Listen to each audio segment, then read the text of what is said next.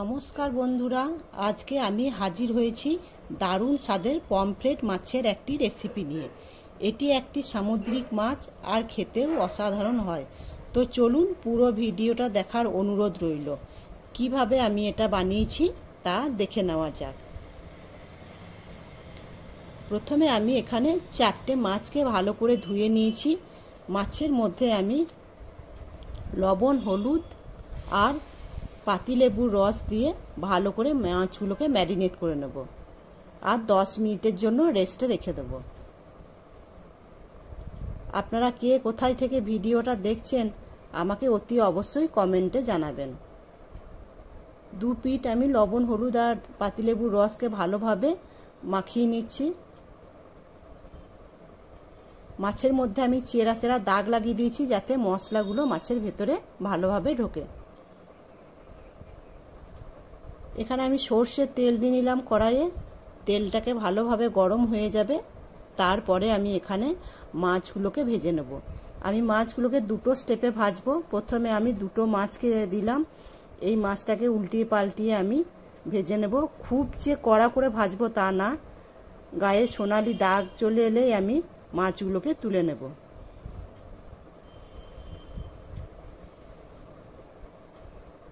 ওই তেলের মধ্যেই আমি দিয়ে দিলাম গোটা গরম মশলা ফোড়নে। এটা থেকে মিষ্টি একটা গন্ধ এলে তখন আমি এর মধ্যে দিয়ে দেব দুটো মিডিয়াম সাইজের পেঁয়াজ কুচি।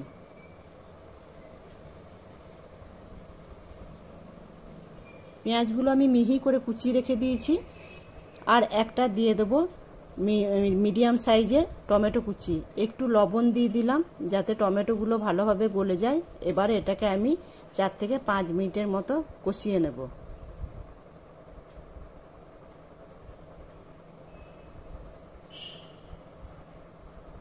এটা আমার গলে গেছে। এবার আমি এখানে দিয়ে দিলাম বাটা মশলা। বাটা মশলার মধ্যে আছে 1 চামচ জিরে, 1 ইঞ্চি মতো আদা আর আছে 6 থেকে 7 কোয়া রসুন। একটু হলুদ গুঁড়ো দিলাম আর বাটি ধোয়া জলটা দিয়ে আমি এটাকে 7 থেকে 8 মিনিট মতো কষিয়ে নেব, যতক্ষণ না তেল ছেড়ে আসে। দিয়ে দিলাম এখানে গরম মশলার গুঁড়ো। সব কিছু দিয়ে আমি আবারও ভালো করে কষিয়ে নেব।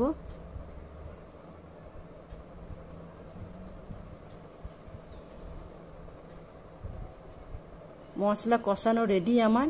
মশলা থেকে তেলও ছেড়ে দিয়েছে। এবারে এর মধ্যে আমি অ্যাড করব জল।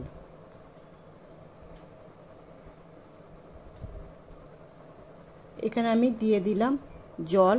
জলটা আমি গরম জল নিয়েছি।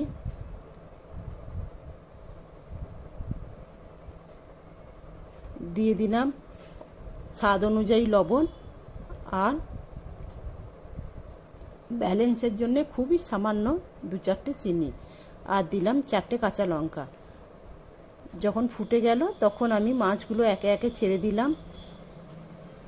এই মাছটাকে আমি বেশিক্ষণ হতে দেব না, 5 মিনিট থেকে 7 মিনিটের মতো ফুটিয়ে নেব, কারণ এই মাছটি খুবই নরম। ব্যাস আমার রেডি হয়ে গেল পমফ্রেট মাছের কালিয়া। কেমন হয়েছে বন্ধুরা জানাতে অতি অবশ্যই ভুলবেন না। আর ভালো লেগে থাকলে একটা লাইক, কমেন্ট এবং শেয়ার করবেন। Thank you.